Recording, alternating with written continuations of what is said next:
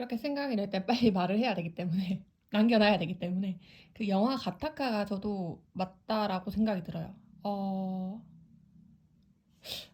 나는 저는 이렇게 생각하거든요. 그러니까 어차피 지금 제 세계관을 구축하기 위해서 뭔가 하죠. 쓸데없는 작업이긴 해요, 여러분. 근데 아니, 내 고유성은 언제나 있거든요, 그 자리에. 근데 왜 그거를 확인해야만 사람은, 나는 그걸 확인하는 게 너무 즐거울 것 같거든요. 근데 그게 왜 즐거울까요? 모르겠어요. 알 수 없음이죠. 생명 같은 거 아닐까요? 생명의 힘? 이런 건데, 가타카가 왜 사실이냐면, 그 뭐냐, 그, 여러분이 인공지능이 어디에서 나왔을 거라 생각해요? 되게 뭐, 제가 아까 문과가 더 이과보다 똑똑하다고 말하는 이유가 거기에 있거든요. 거기에 있거든요.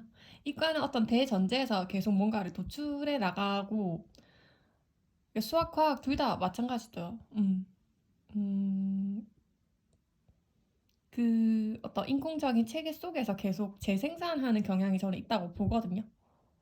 예를 들면 뭐 자연에 대한 모방도 그런 거잖아요. 뭐 그 나르는 새를 모방해서 비행기를 만들듯이. 그러니까 아예 없던 것에서 뭔가를 과학은 좀 만들어내지 못한다고 본단 말이에요. 그러면 여러분 의미심장하게 인공지능은 어디서 나왔을까요? 인간을 관찰했겠죠. 근데 키포인트는 인간을 관찰하는 똑똑한 인간이 있다라는 게 문제 아니에요? 지능이 높은 인간이죠. 지능이 뭐겠어요? 패턴을 읽어내는 능력이잖아요? 근데 그 사람이 그 능력이 있어도 안 하면 되잖아. 근데 그 사람 그걸 하는 게 재밌으니까 당연히 하니까 우리가 막을 수는 없는데, 어, 그 사태에 대해서 우리가 좀 공유는 하고 있어야 된다는 거죠. 그러면 이거 보세요.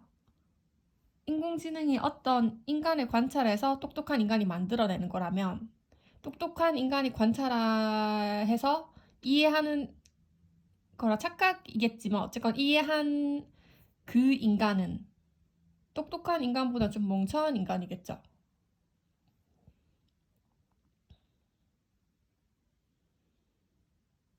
그리고 인공지능을 만들어내는 사람들의 목표는 그런 걸 수도 있어요. 천재 인공지능을 옮기고 싶다.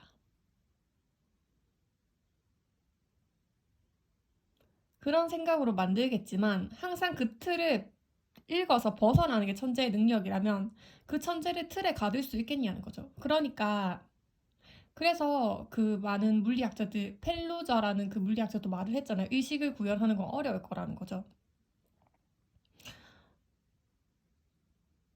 자, 그럼 여기서 지능이 높은 인간과 멍청한 인간이 나올 거 아니야. 근데 멍청한 인간이 그렇다고 해서 AI 로봇이랑 같냐고요? 아니요. 로봇에는 어떤 가능성이 없겠지만 멍청한 인간한테는 가능성이 남아있거든요. 천재는 그 멍청한 인간이랑 뭐 다른 특별한 존재가 아니에요. 그 가능성을 좀 더 세공에서 물질화한 종류의 인간밖에 더 있냐는 거예요. 사실은 되게 평등한 거죠. 다만 그 가능성을 가지고 있다는 점은 너무 평등한데 그 가능성을 활용하는 것에 따라서 우리가 외관이 정해졌고 그런 어떤 사회에서 똑똑한 인간, 멍청한 인간 구분하는 걸 없애자라고 하는 건 너무 좀 바보 같은 발상 같아요.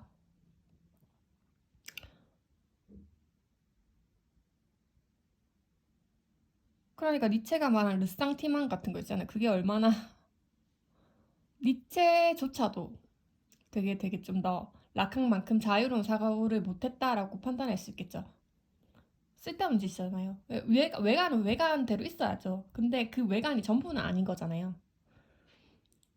그러니까 이분법적 사고를 우리가 안 하고 똑똑한 사람이란 건 경계에 있다니까요. 외관이 전부는 아니지만 외관이 그렇다고 해서 아무것도 아닌 건 아니죠. 그 사이 틈새를 보는 게 이제 새로운 미래인이란 생각이 드는데, 그러니까 가타카가 얘기하는 건 뭐예요? 그 영화에서 이제 유전적으로 우수한 사람을 극복할 수 있는 어떤 그런 공백, 아무것도 없음, 알 수 없음, 아직 정해지지 않은 것들, 미래적인 것들은 항상 남아있다는 거죠. 그러면 당연히 똑똑한 인간, 밑에 멍청한 인간, 밑에 인공지능이 있을 거라는 거죠. 이렇게 봐야죠. 그래서 그럼 멍청하다 똑똑한 인간 구분하지 말자. 그건 또 말이 안 돼요. 그게 왜 그렇게 구분이 되는지 생각을 해야 되는 거죠. 멍청한 사람도 똑똑해질 수 있죠. 똑똑한 사람도 멍청해질 수 있죠. 그렇다고 해서 똑똑한 사람, 멍청한 사람이 사라지는 건 아니잖아요. 그런 얘기들을 하고 싶었고,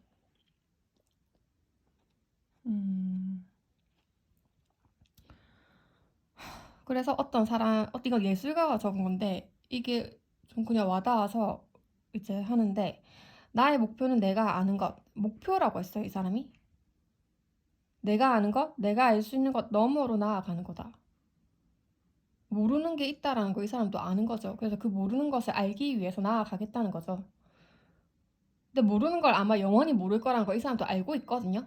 근데도 가겠다는 거예요. 나는 우리가 왜 그렇게 하는지가 너무 궁금해. 왜냐면 나도 그랬는데 내가 하는데 내가 왜 그렇게 하는지 모르겠거든요. 그리고 내게 있어 중요한 것은 아까는 목표를 말했고 중요한 것에 대해서 말을 해요. 내가 그것에서부터 출발해요. 그것에서부터 출발하여 그것에 도착하기를 바라는 알려지지 않은 순간이다. 사건의 통과 같은 거겠죠. 이게 정신으로부터 출발해서 물질을 통해서 그 정신을 느끼는 그 순간이 지나가면 물질은 물질로 남고 정신은 또 휘발되겠죠. 그러니까 그 순간이란 건 뭐예요? 내가 물질을 통해서 그러니까 정신이 내가 그 물질을 만들어내게 했지만 내가 그 물질을 통해서 정신을 느끼면 다시 또 원점이 되는 그런 상황이잖아요. 그러니까 사안으로서 대상으로서 이런 순간은 반논리적인, 즉 자신으로 향하는 길이다라는 거예요.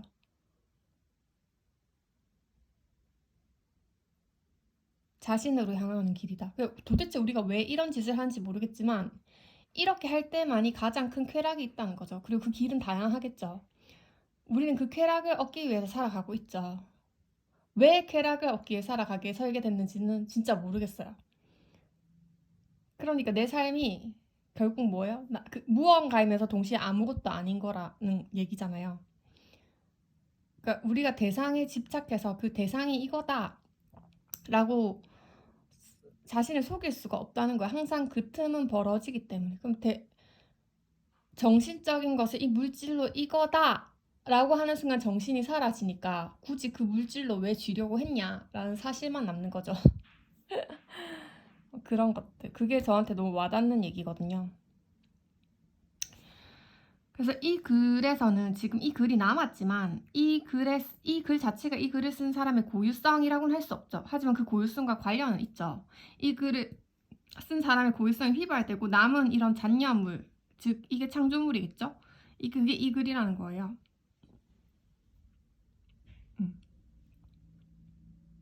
근데 우리는 이걸 너무 두 번 생각하면 알 수 있는 거를 지능이 낮으면 혼돈하게 된다라는 거예요. 정신은 이 물질이다 해서 끝나면 안 된다는 거죠. 하지만 사람들을 보세요. 자기의 정신을 구현한 물질을 믿고 싶은 거예요. 근데 물질이 자기의 정신이 아니거든요.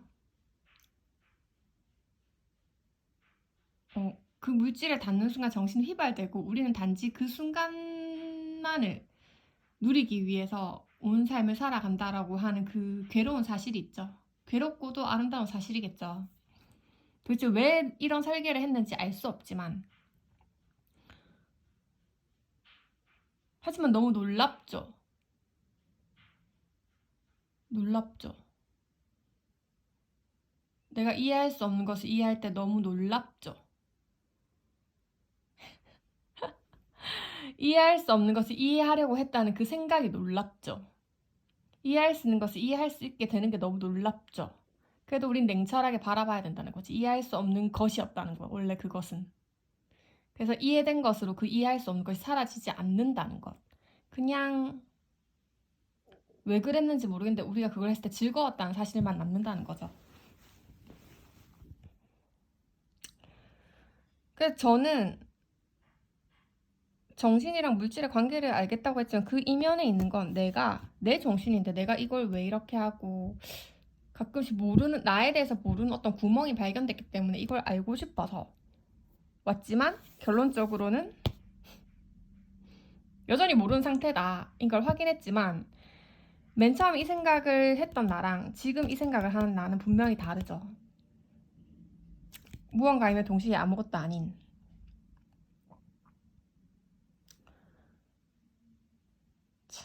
그래서 조금 더 요약을 하면 정신이 이 모든 물질을 생성해내는 건 맞는데 그렇다고 해서 그 물질이 정신은 아니라는 거잖아요. 그리고 그 물질을 통해서 정신을 느끼는 게 목표고 정신은 날아가 버리고 휘발된다는 거죠. 그래서 또 정신을 추구하게 된다는 거죠.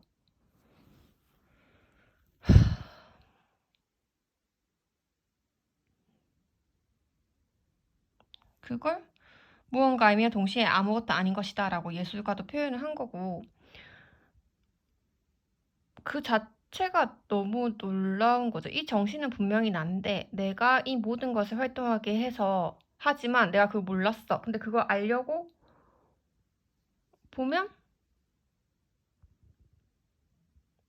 여전히 알 수 없는 것이지만 알 수 있겠는 것이기도 한 무언가이면서 아무것도 아닌 그것이 우리한테 너무나 큰 쾌락을 준다. 우리가 그걸 위해서 살구나 라는 거죠. 그러면 그게 조금 더 세상을 이해할 수 있는 바른 방법이 아니겠냐라는 거죠. 이 전부의 과정을 제가 왜 이렇게 목이 터져라 나도 찾고 또 이거를 세상에 남기고 싶냐면 이렇게 했을 때 사실 우리가 알 수 없는 것으로부터 출발해서 알 수 없는 것에 다 보는 경험을 한 사람만이 사실 알 수 없는 것만 가득하게 결론적으로 되었지만 사실은 세상의 전부를 본 사람이고 그래야 어떤 게 나쁜 거고 어떤 게 악용이 되고 어떤 게 악인지 어떤 게 거짓인지 분간할 수 있는 스스로의 힘이 생기는 거죠. 스스로의 무기라고 할 수 있고 자신만의 맞춤 정장일 수도 있고 진정한 자신을 찾는 길일 수도 있고 또 진정한 자신을 찾았을 때 진정한 타인을 볼 수 있는 길이기도 합니다. 그렇지 않나요? 그렇기 때문에 이걸 강조하는 거죠.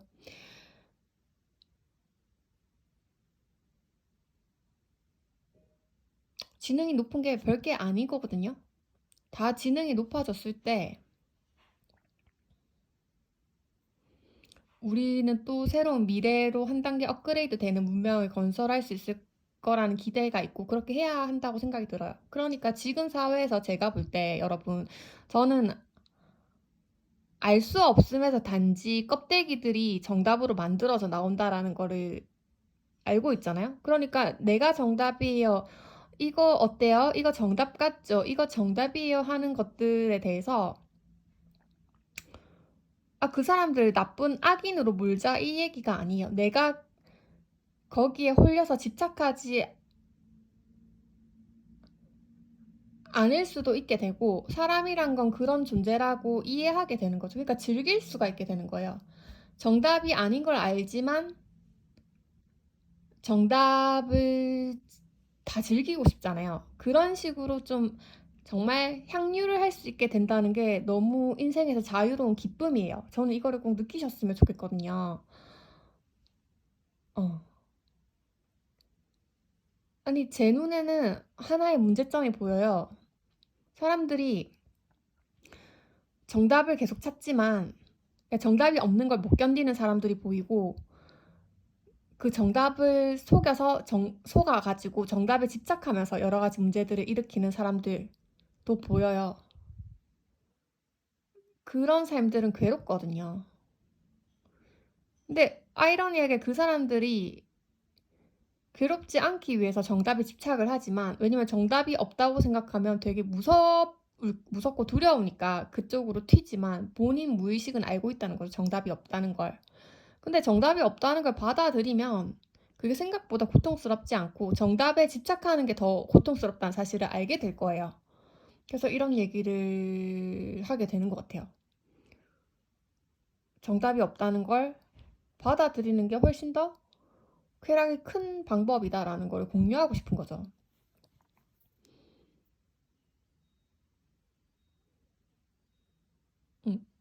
정답이 없다는 거 아는 사람들은 정답을 만들어낼 수도 있고, 만들어진 정답을 진정하게 향유하고 즐길 수도 있다고 생각해요. 그게 살아가는 기쁨 아닐까요?